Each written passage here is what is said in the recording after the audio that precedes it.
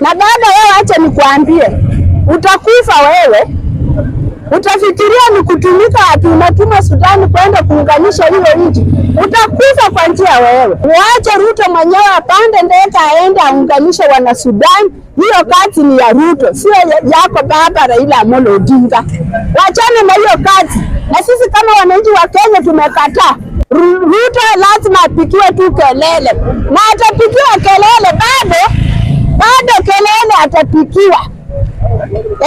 Ndio ajue ni kubaya. Wacha nikwambie Samoi wa Ruto. Kwanza mtu mwenye tulikuwa tunataka utuondolee first ni Murkomen.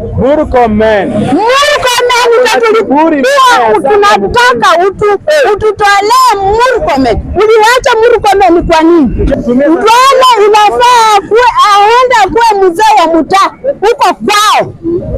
Sio uchukue mzee unamweka kwa usiwezi ya udaktari.